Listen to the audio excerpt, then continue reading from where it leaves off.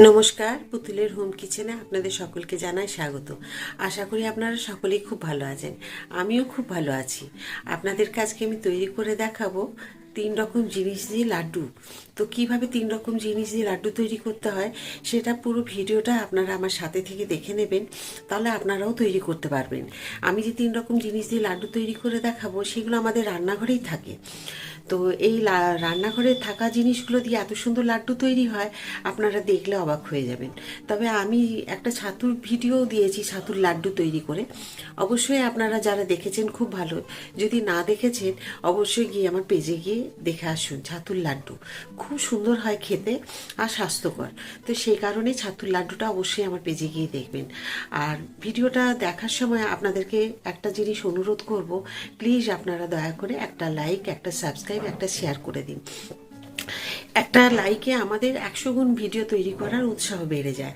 আর share করে দিলে আমার এই ভিডিওগুলো সকলের কাছে পৌঁছে গেলে এইভাবেই কিন্তু ওনারাও এ বাড়িতে তৈরি করে রাখতে পারবেন বিভিন্ন ধরনের যেসব রান্নাগুলো দিই। তো প্রত্যেকটা ভিডিও আপনারা সবার আগে পেতে আপনারা পাশে থাকা যে বেল আইকনটি আছে প্রেস করে দিন, তাহলে সবার প্রথমে আপনাদের কাছে ভিডিওগুলো চলে আসবে। তো চলুন সাথে থাকুন আমার, আর রান্নাঘরে গিয়ে আপনাদেরকে দেখাবো কিভাবে 3 রকম জিনিস দিয়ে লাড্ডু তৈরি করতে হয়। দেখুন, আমি ছাতু তৈরি করার জন্য আগে আমি একটা চিনির গুঁড়ো তৈরি করে নেব। তো চিনির গুঁড়োটা কিন্তু মিক্সিতে গুঁড়ো করলে হবে না, পাউডারের মতো। তো এখানে দিয়ে দিয়েছি দেখুন একটুখানি, হাফ কাপের থেকেও কম জল দিয়েছি। আর এই বাটির 1 বাটির যে 4 ভাগের 3 ভাগ চিনি দিয়েছি। চিনির পরিমাণটা আমি একটু কম দেব, কারণ অনেকেই আছে বাড়িতে সুগার মানুষ আছে, বা চিনিটা খাওয়াও স্বাস্থ্যের জন্য খুব একটা ভালো নয়, সেই কারণে আমি চিনির পরিমাণটা একটু কম দিলাম। দেখুন, ওখানে চিনির রসটা এরকম আসবে ফেনা মতো। এটা হতে থাক, আপনাদের মাপটা দেখিয়ে দিই। আমি দেখুন 1 বাটি নিয়েছি সুজি, 1 বাটি আটা, দেখুন নিয়েছি 1 বাটি বেসন।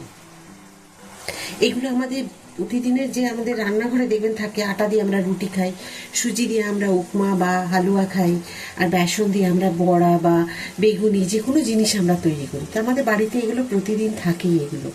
তো চলুন এগুলো আমি কি করবো একটু দেখিয়ে দিচ্ছি। এরকম ফেনা আসবে আর সমানে কিন্তু টেবিলে নেড়ে নিতে হবে, যেন লাল না হয়ে যায়।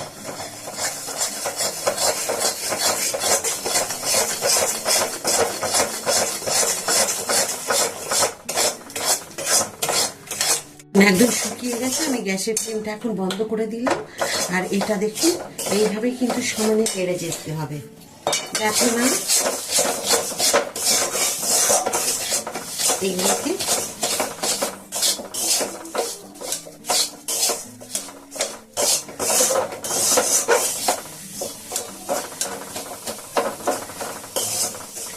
এই গুঁড়োটা অবশ্যই এইভাবে আপনাদের তৈরি করতে হবে, তা নাহলে কিন্তু লাড্ডুটা ভালো হবে না।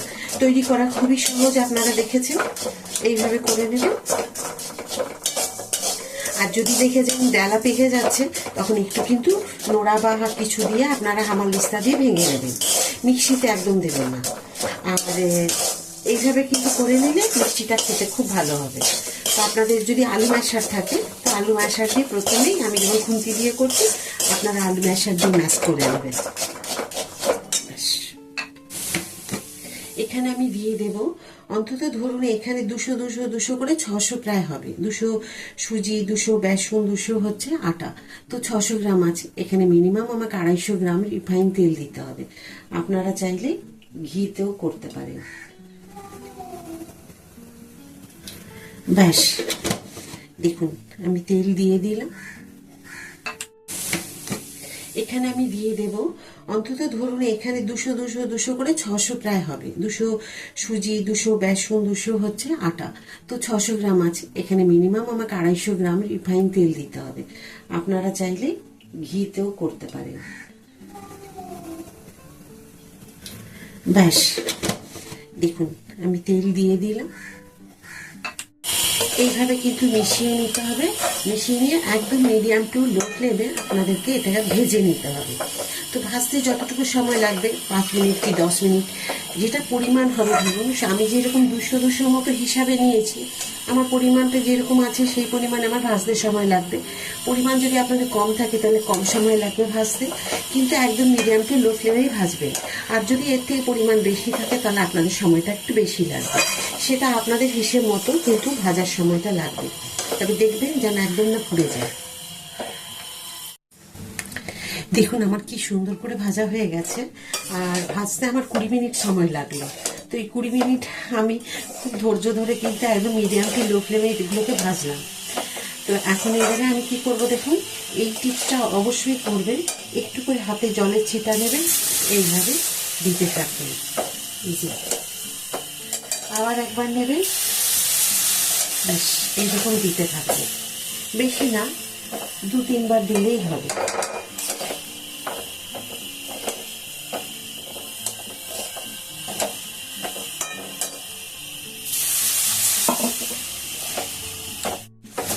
তো দেখুন আমি 3 বার জলের ছিটা দিয়ে দিয়ে এটাকে রেডি করে নিয়েছি, যেন জলের যে থাকবে ছিটা ওটা যেন সুজির মধ্যে যেন ভিজে ভিজে না থাকে, কিন্তু এইরকম ঝুরঝুরে হবে। এখন আমি গ্যাসের ফ্লেমটাকে নিভিয়ে দেব, বন্ধ করে দিলাম। এইভাবে কিন্তু কন্টিনিউ নাড়তে হবে। এখন দেখুন খুব একটা গরম নেই, এই গরম না থাকা অবস্থায় মানে হালকা গরম থাকবে, সেই সময় আপনাদেরকে এভাবে চিনিগুলোকে দিয়ে দিতে হবে।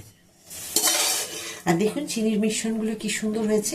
আমি একটুখানি কি করেছি, 2-1টা ডালা ছিল সেগুলো একটু নোড়া দিয়ে ঠুকে দিয়েছি, ব্যাস তাহলে কিন্তু হয়ে গেছে। খুব একটা পরিশ্রমের কাজ নয়। এরপর আমি দেখুন এগুলোকে সব মিশিয়ে নেব। খুব গরম অবস্থায় থাকলে কিন্তু ডালা বেঁধে যাবে। চিনির পরিমাণটা আপনারা কিন্তু বুঝে দেবেন। যদি মিষ্টি খাওয়া চলে তাহলে পরিমাণ বেশি দিন, যেরকম খেতে পারবে। আর তা নাহলে কিন্তু যদি বাড়িতে সুগারের মানুষ থাকে তাহলে কিন্তু চিনিটাকে একটু কমই দেবেন, যাতে তারাও খেতে পারে বাড়িতে। কারণ এটা এত লোভনীয় হয় এই লাড্ডুগুলো, মানে কি বলবো, আপনারা একবার তৈরি করে যদি দেখেন তাহলে দেখবেন বারবার মনে হবে যেন করি। আমি যে কটা লাড্ডুই আপনাদের দেখাবো, যেটা দেখিয়েছি বা আরো দেখাবো, আপনাদের খুব ভালো লাগবে।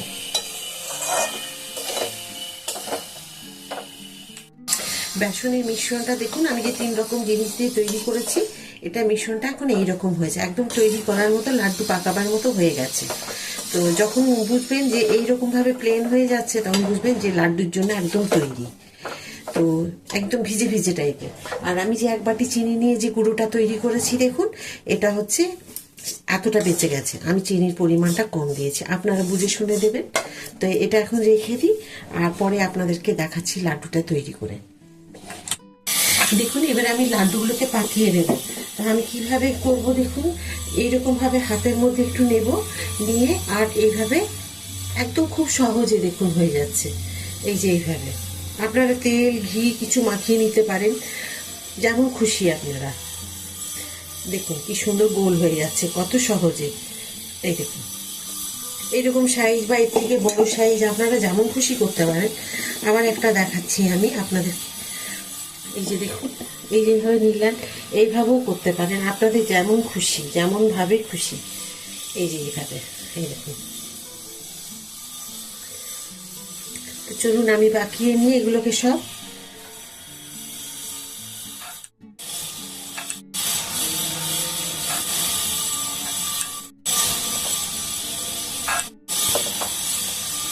দেখুন আমার লাড্ডু একদম রেডি।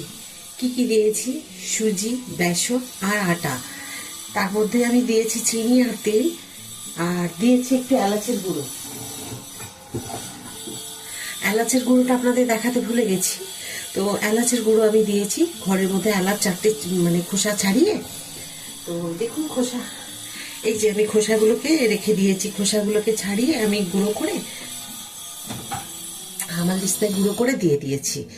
তো যখন সমস্ত মিশ্রণগুলো সব এক হয়ে গেছে, তো এইভাবে এত সুন্দর হয়েছে দেখুন লাড্ডুগুলো, খেতে খুব টেস্টি হয়। তো আমার রেডি দেখুন। আজকে আমার এই লাড্ডুর ভিডিওটা আপনাদের কেমন লাগলো, আশা করি আপনাদের খুব ভালো লেগেছে। আর ভিডিওটা শেষ পর্যন্ত দেখার জন্য আপনাদেরকে অসংখ্য ধন্যবাদ। এইভাবেই আপনারা আমার সাথে থাকবেন। প্লিজ আরেকবার বলবো, লাইক, সাবস্ক্রাইব আর শেয়ার করতে একদম ভুলবেন না, যেন মনে করে লাইক করে দেবেন। আবার একটা নতুন ভিডিওতে আপনাদের সাথে আমার দেখা হবে। সবাই খুব ভালো থাকুন এই বলে আজকের ভিডিওটা এখানে শেষ করছি। নমস্কার।